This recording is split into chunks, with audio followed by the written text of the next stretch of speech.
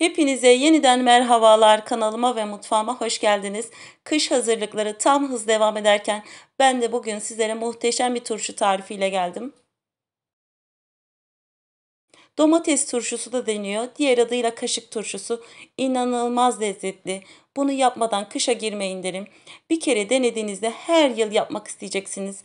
Dilerseniz sizleri daha fazla bekletmeden nasıl yapmışım? Buyurun beraber izleyelim. İyi seyirler diliyorum.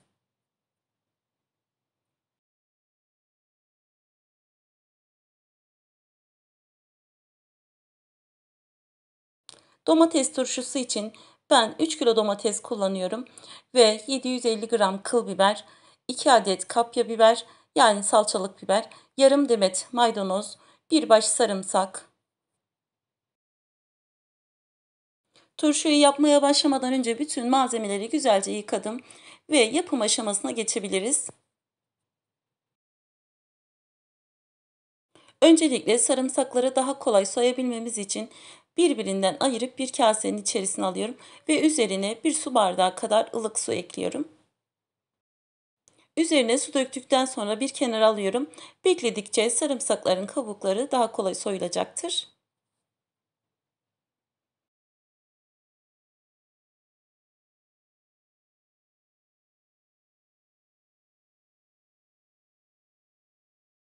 Domateslerin yeşil kısımlarını bu şekilde bıçakla alıyorum. Robottan geçireceğim için bütün domatesleri dilimlere bölüyorum.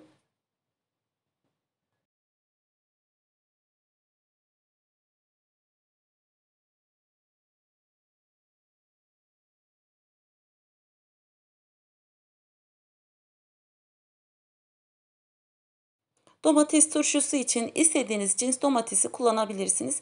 Kesinlikle hiçbir sıkıntı olmaz.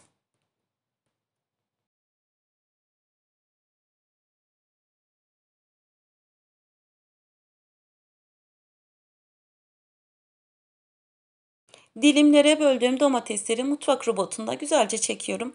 Ama siz isterseniz tabii ki de rendele edebilirsiniz. Rendede kullanmak istemezseniz küçük küçük doğrayabilirsiniz. Ben bu turşuyu her yıl yapıyorum ve kesinlikle domatesin kabuğunu soymuyorum. Domatesin kabuğu turşumuza çok güzel bir renk veriyor. Ama tabii ki de sizler dilerseniz domatesin kabuğunu soyup aynı şekilde yapabilirsiniz.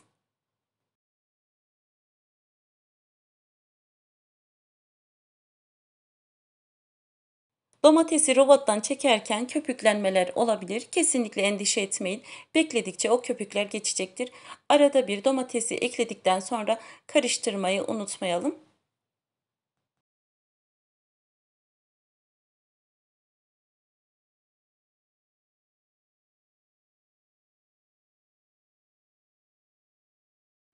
Bütün domatesleri robottan geçirdim ve bir iki defa karıştırıp kalan diğer malzemelerimi hazırlamaya başlıyorum. Üzerine su döküp ısladığım sarımsakların kabukları gerçekten çok yumuşamış ve kolaylıkla soyuluyor. Kabuğunu soyduktan sonra mutfak robotunun içerisine alıyorum.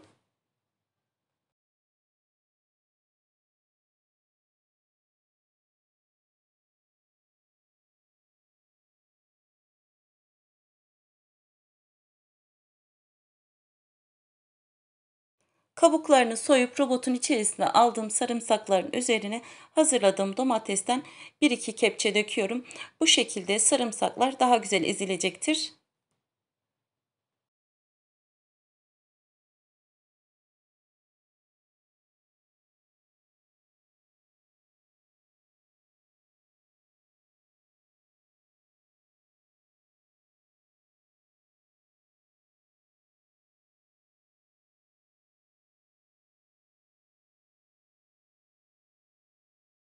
Robottan çektiğim sarımsakları da domateslerin üzerine ekliyorum.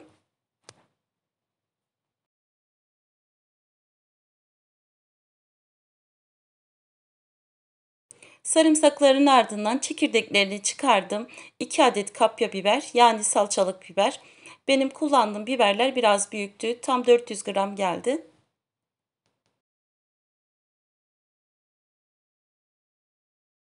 Domates turşusu yaparken mutlaka bir iki tane kapya biber eklemenizi tavsiye ederim.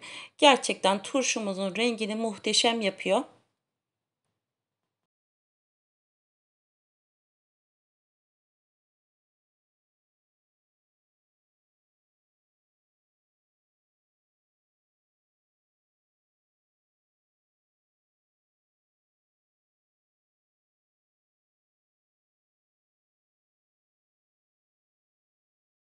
Kapya biberi biraz robottan geçirdikten sonra üzerine yarım demet maydanoz ekliyorum. Maydanoz yerine nane de kullanabilirsiniz. Gerçekten nane de çok yakışıyor.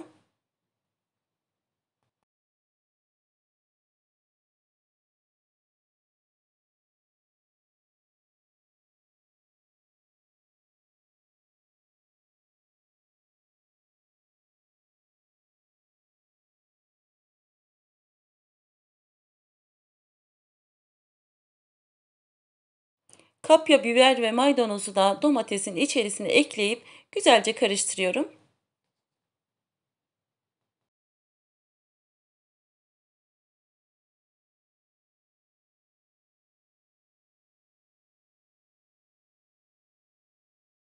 Evet, sıra geldi turşumuzun içerisine lezzet veren kıl biberini ayıklamaya.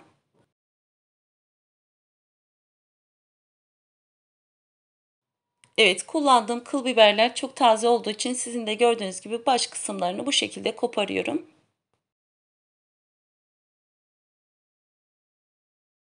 Turşu yaparken kullanacağımız malzemelerin taze ve bol suyla yıkanmış olmasına özen gösterelim.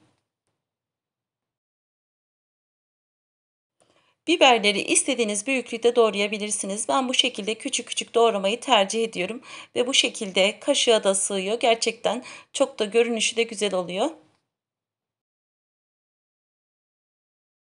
İsterseniz biberleri bu şekilde doğramayıp robottan da geçirebilirsiniz. Benim fikrim bu şekilde daha lezzetli oluyor.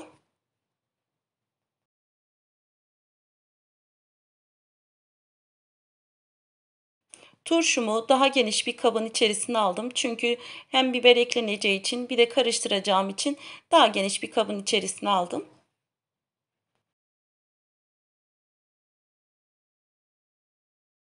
Biberi de ekledikten sonra güzelce karıştırıyorum ve artık turşumuzu lezzetlendirmeye geçebiliriz. Bütün malzemeleri güzelce karıştırdıktan sonra üzerine bir su bardağı üzüm sirkesi.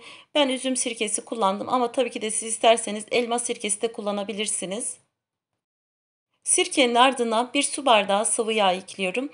Dilerseniz zeytinyağı da kullanabilirsiniz. Daha sonra tepeleme 2 yemek kaşığı kaya tuzu ekliyorum.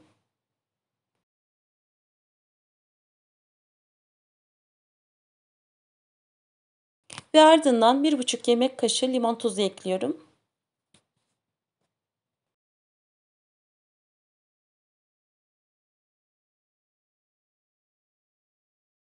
Daha sonra bir yemek kaşığı dolusu toz şeker ekliyorum.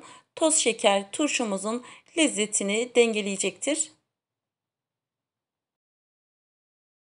Evet, bütün malzemeleri ekledikten sonra güzelce karıştırıyorum ve kesinlikle bekleme yapmadan kavanozlama işlemi yapmayalım. Bakalım eşkisi nasıl, tuzu nasıl, ekleme yapmaya ihtiyacımız var mı? Bu şekilde bir saat kadar bekliyoruz.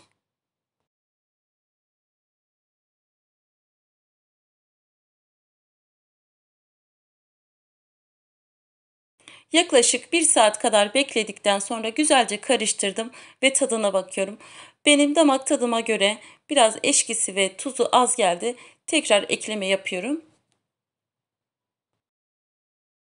Bir yemek kaşığı tuz ve yarım yemek kaşığı limon tuzu daha ekledim ve güzelce karıştırdım. Tadına baktım. Gerçekten bizim damak tadımıza göre olmuş. Sizler de damak tadınıza göre ayarlayın. Eğer sizin damak tadınıza uyuyorsa hiç sonradan ekleme yapmayabilirsiniz.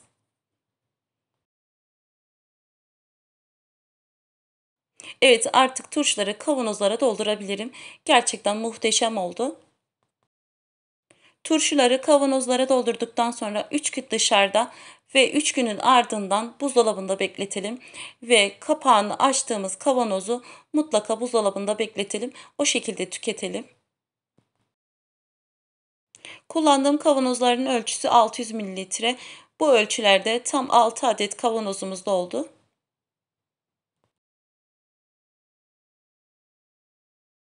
Kavanozların kapaklarını kapatmadan önce yanlarına taşmalar olmuş olabilir. Peçete ile sildikten sonra kapaklarını sıkıca kapatıyorum. Çiğ köftelerin yanında, kebapların yanında, pilavların yanında inanılmaz lezzetli oluyor. Kış boyuna tüketebileceğiniz bir lezzet. Mutlaka ama mutlaka denemenizi tavsiye ediyorum. Kavanozların kapaklarını 3 geri bir ileri tekniğiyle kapatıyorum. Bu şekilde turşumuz hazır.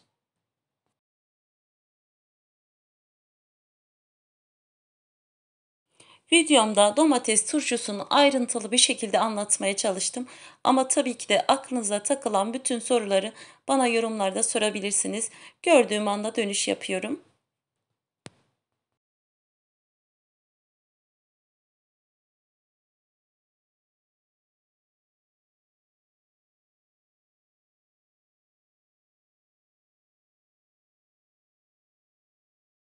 Kış hazırlıklarınızın içerisine mutlaka ama mutlaka bir iki kavanoz bile olsa bu turşuyu yapmanızı tavsiye ederim. Kesinlikle pişman olmayacaksınız. Yapıp deneyeceklere şimdiden afiyet olsun. Bugünlük de benden bu kadar.